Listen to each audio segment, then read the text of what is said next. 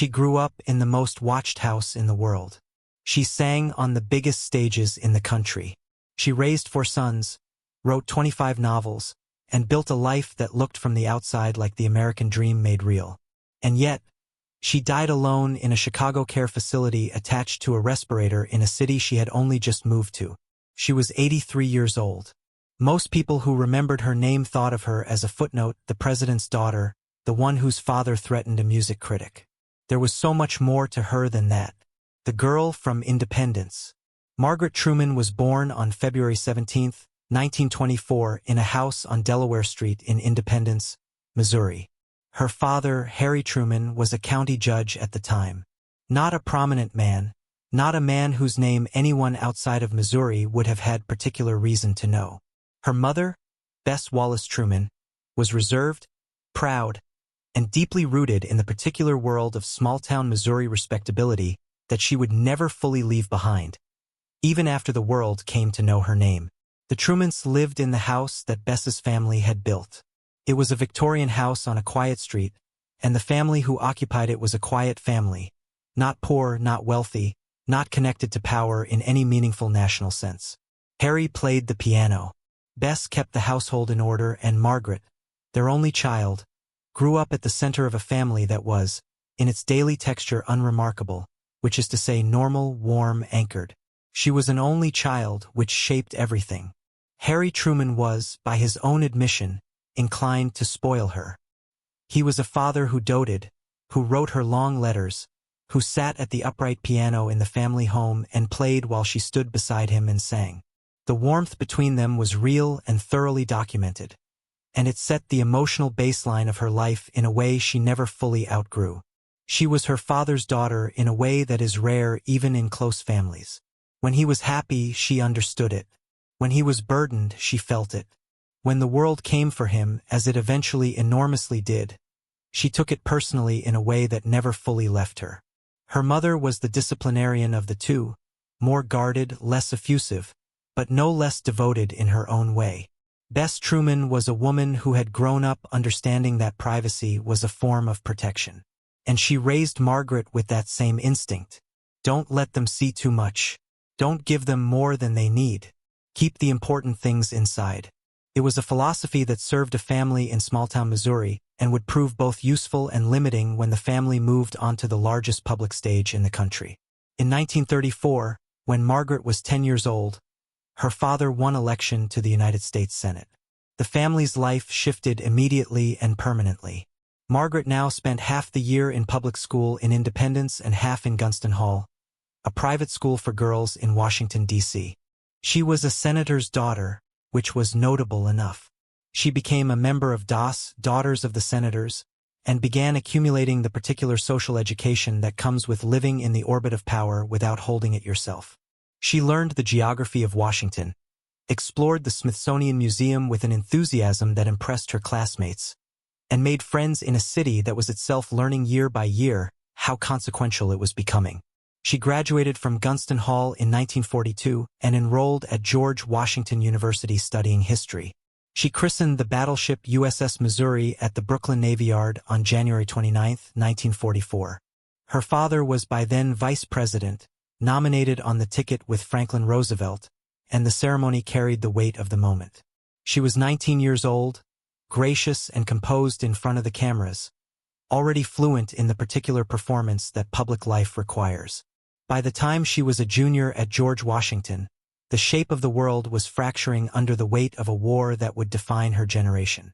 Her father had become vice president, and then on April 12, 1945, everything changed.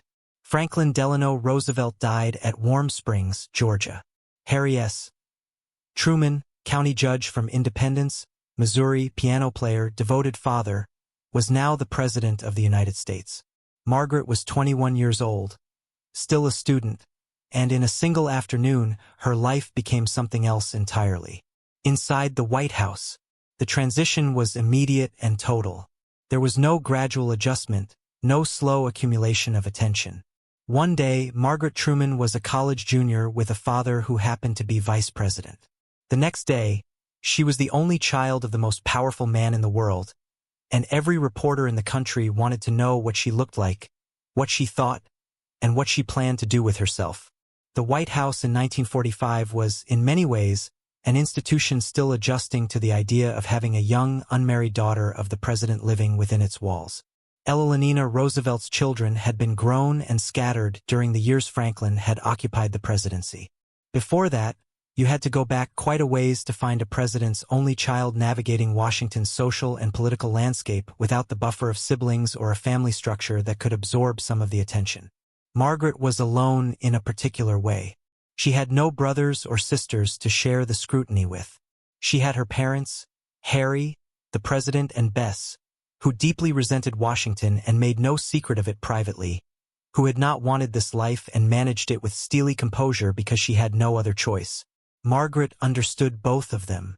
She stood between them, publicly and privately, as she always had. She handled the transition with a composure that surprised people who hadn't been paying close attention to who she was.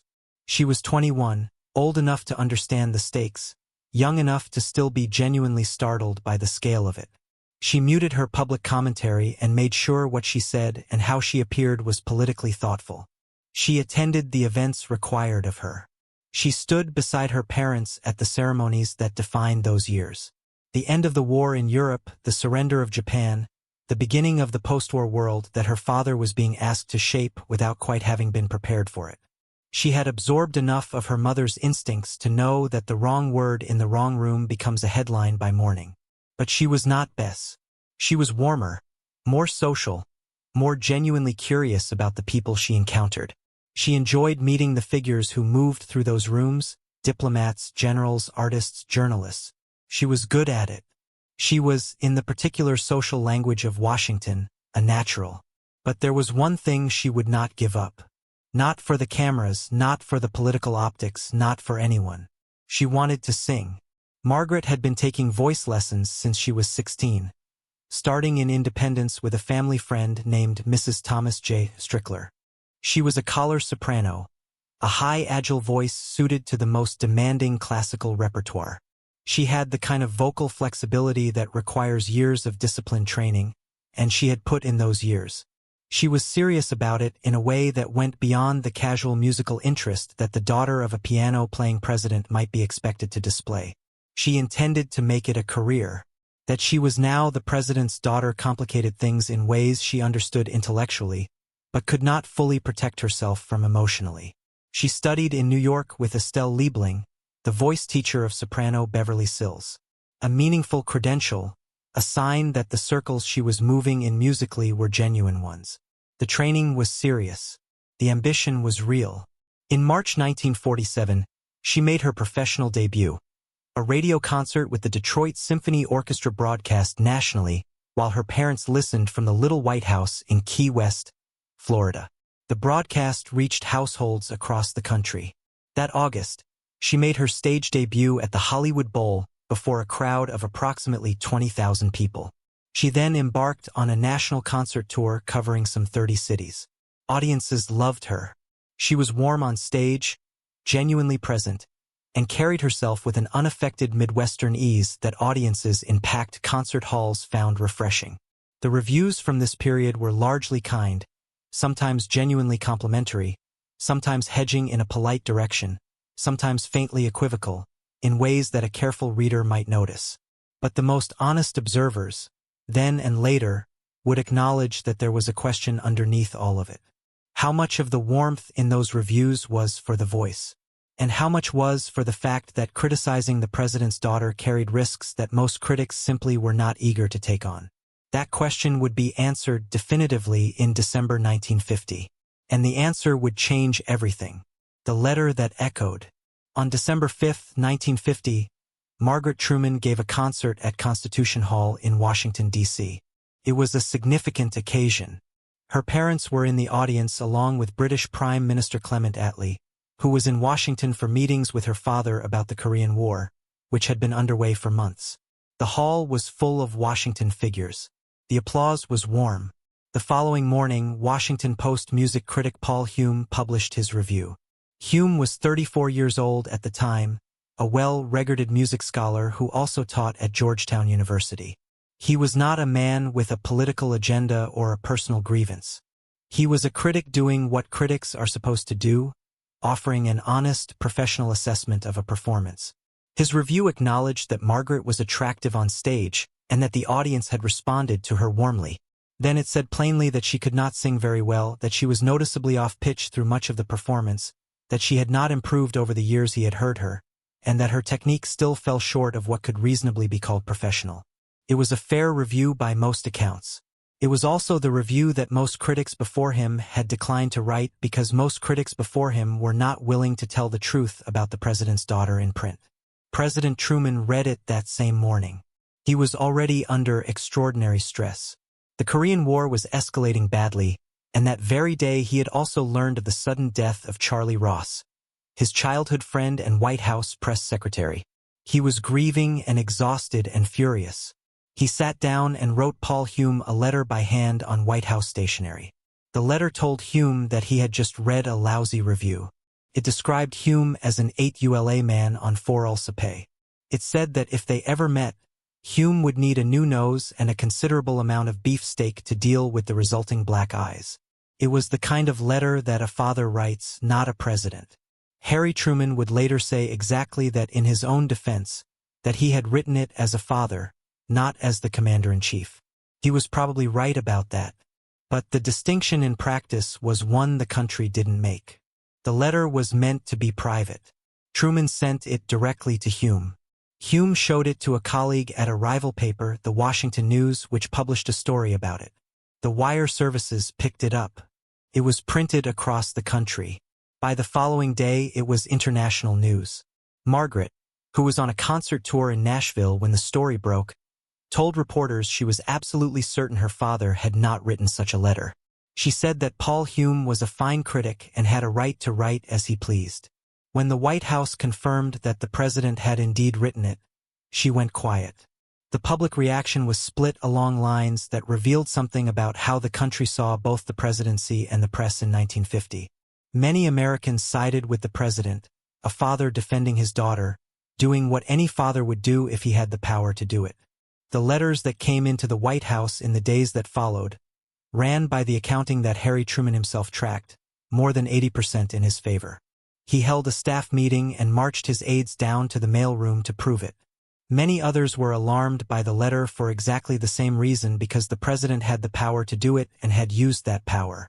A sitting president in the middle of a war threatening a newspaper critic with physical violence over a performance review. The implications were not trivial. And somewhere in the middle of all of it was Margaret on a concert tour in Nashville, having done nothing wrong, watching the most public conversation about her life happen entirely without her. After that moment, the critical environment around her performances changed. Reviewers felt freer to be honest. The reviews became more mixed. Some were still positive, some were not. The illusion of a protected critical consensus was gone, and what was left was something closer to the truth. A voice that some audiences genuinely loved, and a career that existed partly on its own merits, and partly on the extraordinary circumstances of who her father was. She continued performing through 1956, and then she stopped. The choice she didn't quite make. It would be too simple to say the Hume Review ended Margaret Truman's singing career. Didn't. Not directly, not immediately. She performed for 6 more years after that night at Constitution Hall. She appeared on Ed Sullivan's show. She toured Europe in 1951 and 1952. She made recordings for RCA Victor, 1 album of classical selections, 1 of American art songs. In 1951, Time magazine put her on its cover. She performed on stage, radio, and television through 1956. But something had shifted underneath all of it. The question that had always been there, whether the positive reviews were for The Voice or for the father's office, had now been asked out loud by someone credible enough that the question could not be comfortably set aside again. And as Hume had predicted, subsequent critics felt freer to be honest. The reviews became genuinely mixed. Some were still positive, some were not. What had once been a largely protected critical consensus was gone. Margaret kept her own counsel on this. She did not in public speak bitterly about the review or about the critics who followed Hume's lead. She defended Hume's right to write what he believed. She carried herself through all of it with the composure her mother had taught her. But people who watched her closely noticed that something in the confidence of the enterprise had changed. When her father left the White House in January 1953, Margaret moved to New York City. She had signed a contract with NBC in 1951, and she continued working with them, appearing on radio programs, filling in for Edward A.R. Murrow on his television show Person in 1955, and co-hosting a daily radio program called Weekday alongside a young Mike Wallace, presenting news and interviews aimed at female audiences. The program was smart and well-regarded. She was building something new, a media presence, a public voice distinct from the soprano voice, and a foothold in New York that had nothing to do with the White House or Missouri or any of it. She was, in this period, genuinely making herself. In 1955, she met Clifton Daniel. He was working for the New York Times as an assistant to the foreign news editor, a man of considerable professional standing and polish, a North Carolinian who had made himself into an international correspondent and would eventually become the paper's managing editor. They moved in the same social orbit, were introduced through mutual acquaintances, and by early 1956 they were engaged. They married on April 21, 1956 at Trinity Episcopal Church in Independence, Missouri, back in the town she had come from in the state that had always been the fixed point of her family's identity. It was a large public wedding. The dress was designed by Italian couturier Michal Fontana. The guest list included figures from political, journalistic, and social circles across the country. And 1 year after the wedding, the singing stopped. In 1957, Margaret formally stepped away from her concert career. She said later in various interviews across subsequent decades that she had made a choice, that being a wife and mother was itself a career, one she took seriously and respected as much as any professional path. She was sincere in that. The conviction was not performed. But people who followed her story could not help wondering quietly whether the choice had been entirely free, whether the accumulated weight of the Hume Review and its aftermath, of the mixed critical climate that followed, of the particular difficulty of building a sustained artistic reputation, when half your audience is looking at you and seeing the president's daughter rather than the soprano, whether all of that had made the decision feel more inevitable than it actually was, whether a different woman in different circumstances might have kept going longer, built something on honest terms without the impossible weight of national attention pressing down on every note. There is no clean answer to that. Margaret herself never offered one. What she did instead was write the writer in the apartment. The Daniels made their home in New York, a Park Avenue apartment that became over the decades the fixed point of their life together. Clifton rose steadily at the New York Times, eventually becoming its managing editor from 1964 to 1969 and later heading its Washington bureau before retiring. Margaret had 4 sons. Clifton Truman Daniel, born in 1957. William Wallace Daniel, born in 1959. Harrison Gates Daniel, born in 1963. And Thomas Washington Daniel, born in 1966. She had, by any conventional measure, built exactly the kind of life that post-war American society held up as the aspirational model for women of her background and generation. She was the wife of a prominent and respected man. She was the mother of 4 sons. She lived in one of the most desirable apartments in one of the most storied cities in the world. She hosted, she attended. She was, as the accounts describe her, a genuine New York socialite, someone who knew how to be in a room, who was valued in social settings for her warmth and her sharpness, and the particular quality of someone who had seen history from the inside and retained the clarity to speak about it without pretension. But she kept writing. She had been prompted initially by self-defense. In the mid-1950s, an unauthorized biography of her life was in the planning stages, and Margaret decided, with the same practical directness that had served her through the White House years, that she would rather tell her own story than have someone else tell it for her. The result was Souvenir, Margaret Truman's own story, published in 1956, the same year she married. Critics received it with genuine warmth, describing it as gracefully written, honest without being sensational. The account of a Midwestern girl drawn into history by circumstances she had not sought and navigated with more composure than most would have managed. She did not publish again for over a decade. The sons were young. The apartment was full. The years passed the way the years of a full family life tend to pass, loudly and quickly, in a blur of school schedules and dinners and domestic logistics that leave very little room for the kind of sustained concentration that writing requires. In 1969, she released a book about White House pets that found a warm audience. It was slight compared to what would come next, but it reminded people that she was still there, still thinking, still working, still finding angles on the world she had grown up in.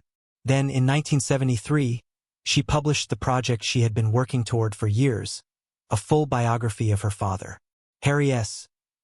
Truman came out shortly after Harry Truman died in December 1972. The book was critically acclaimed.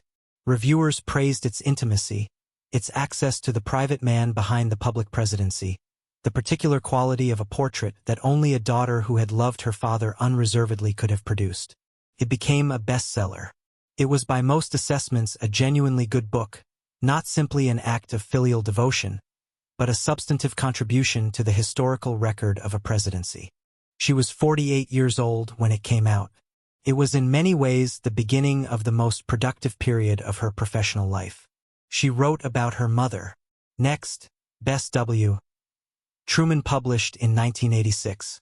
A rare and deeply researched biography of a woman who had spent her public life deliberately maintaining as low a profile as possible, who had resisted Washington throughout and who left behind fewer traces than almost any other First Lady of the 20th century. It required patience and a kind of investigative persistence to write well, and Margaret brought both. She wrote Women of Courage in 1976. She wrote histories of the White House and books about the First Ladies who had inhabited it. She wrote and edited collections of her father's private papers. She built book by book a body of work that was rooted in her own family and her own first-hand knowledge of the institutions she described. And then in 1980, she did something that surprised almost everyone who thought they understood her work. She published a murder mystery. Murder in the White House was the first in what would become the Capital Crimes series. Mystery novels set in the corridors of Washington in the buildings and institutions and social worlds she had known her whole life. The series ran to 25 novels published almost annually until the end of her life. The last one, Murder on K Street, came out in 2007, the year before she died. Her son, Clifton, once joked that his mother seemed to have a deeply negative opinion of almost everyone in Washington, and that the murder mysteries were how she managed it, killing them off one by one in fiction. It was the kind of joke that the Trumans made right, plain-spoken, and carrying more truth than it let on. The series was commercially successful, genuinely popular with readers, and won her an audience that had nothing to do with her father or the White House or the singing career. It was hers fully and finally, whatever questions had attached to her earlier work. Is she a real soprano or the president's daughter? Is this a real biography or an act of loyalty? The mysteries stripped all of that away. Nobody read Murder at the CIA because of Harry Truman. She had found somewhere in her 50s and 60s the work that was entirely her own. And then the losses began. The year everything broke. The year 2000 arrived the way the worst years do, without warning that it was going to be the kind that rearranges everything. On February 21, 2000, Clifton Daniel died at their Park Avenue apartment. He was 87 years old. He had suffered a stroke, his heart having been weakening for some time. They had been married for 44 years. He had been the stable architecture of her adult life. The managing editor who rose to lead one of the most important newspapers in the world. The man who had watched her turn to fiction and told her with evident pride to stick to what she knew.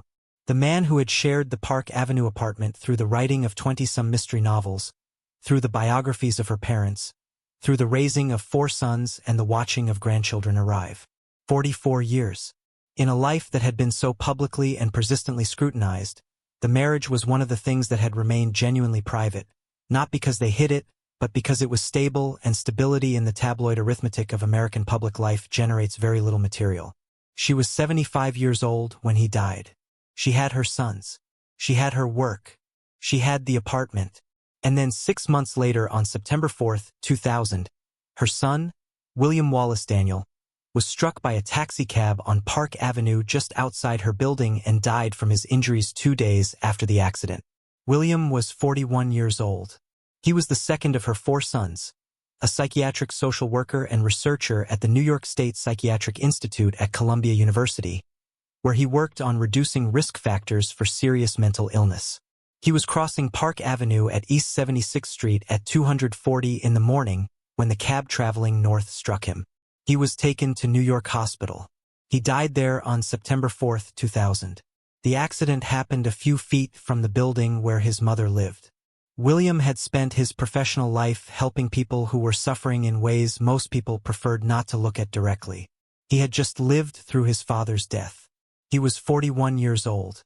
His eldest brother, Clifton, told a reporter that their mother was devastated, that the two losses arriving within 6 months of each other were almost beyond bearing. But he said she had her chin up. That phrase, "she had her chin up," was the kind of thing the Trumans said about each other. It was Bess's daughter's grief being described in Bess's language. Keep the important things inside. Don't let them see too much.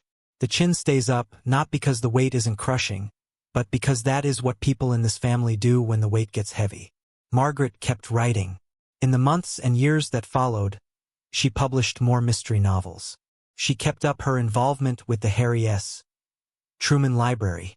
She answered correspondence. She remained to the outside world recognizably herself, active, engaged, present. But the Park Avenue apartment was a different place now. The man she had shared it with for 44 years was gone. One of the 4 sons she had raised in it was gone. The particular fullness of a life built over decades, the dinners, the editorial conversations, the grandchildren visiting, the steady daily presence of a long marriage, had contracted into something smaller and quieter and much harder to fill. She stayed for several more years. She stayed in that apartment, in that city, in the life she had built, and that had been so thoroughly rearranged. She kept her chin up. She kept writing. She kept going. And then finally, she made the decision she had been moving toward for years, the final move. By her early 80s, Margaret Truman was dealing with health problems that had been accumulating for some time. She remained interested in the Truman Library's operations. The library's director noted in 2008 that she had been unable to visit in recent years due to her health, but had stayed actively engaged with its work by other means, making her wishes known from the distance that her condition now required. She continued to write as long as she was able. Her last mystery novel, Murder on K Street, was published in 2007, the year before she died. In May 2007, she made plans to move from New York to Chicago, where her eldest son, Clifton, lived. This was not a small decision. She had lived at the Park Avenue address for 41 years, nearly half her life, and all of the life that had mattered most to her as a private person. The marriage, the sons growing up, the decades of writing, the long grief of 2000 and whatever had followed it. Leaving New York meant leaving the last physical context of the life she had built with Clifton Daniel.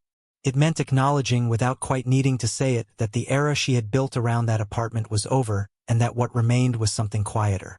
Proximity to a son, medical care, a smaller and more managed version of daily life. The move was delayed by illness and a hospitalization in New York. She was not well enough to manage it on the original timeline, but she eventually made it to Chicago to a care facility near Clifton. She was on a respirator in the final weeks. She was dealing with a serious infection. She died on January 29, 2008. Her ashes and those of her husband, Clifton Daniel, were interred in Independence, Missouri, on the grounds of the Harry S. Truman Presidential Library in her parents' burial plot. She went home to them in the end. Back to the house on Delaware Street, back to the small city where Harry Truman had been a county judge and Bess Truman had kept the important things inside. And Margaret had grown up not yet knowing what was coming, what she left behind. She left behind 3 surviving sons. She left behind 5 grandchildren. She left behind 25 mystery novels, 2 landmark presidential biographies, a memoir, Histories of the White House, and a body of nonfiction work about the women who had lived in it.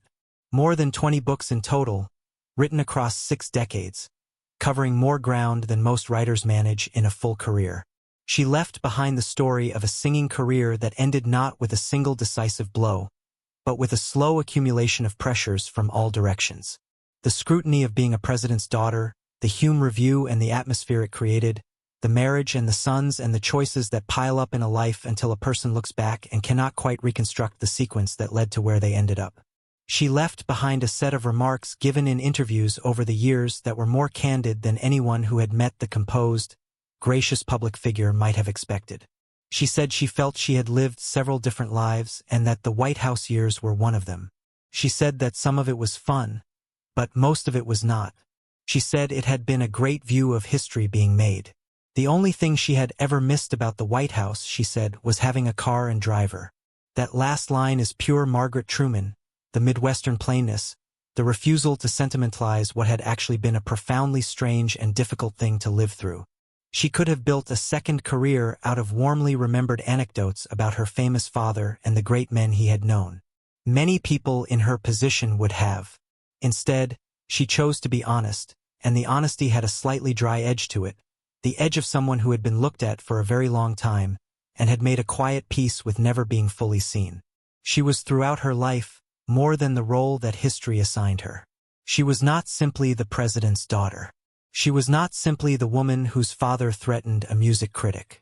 She was a trained singer who had performed before audiences of 20,000 people at the Hollywood Bowl, and in the halls of Washington and New York and across 30 cities on a national tour. She was a journalist who co-hosted a national radio program with Mike Wallace. She was a biographer who produced a critically acclaimed portrait of a presidency that remains part of the historical record.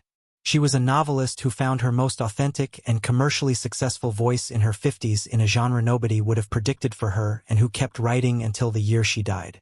And she was underneath all of it a woman who had grown up in a quiet house in Independence, Missouri, with a father who played the piano and a mother who kept the important things inside, and who had spent her entire adult life trying to figure out how to remain the person that house had made her while living a life that house could not possibly have prepared her for.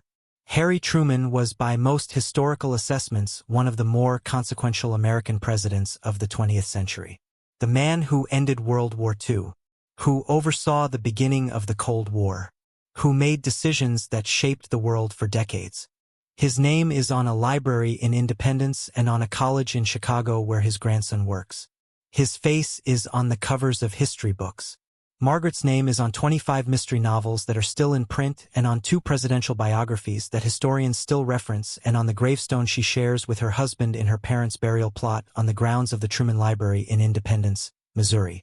She went home to them in the end, back to the house on Delaware Street.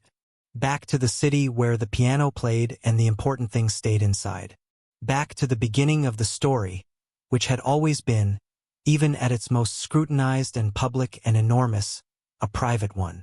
If you enjoyed this video, please like and subscribe to our channel so you never miss out on more fascinating stories.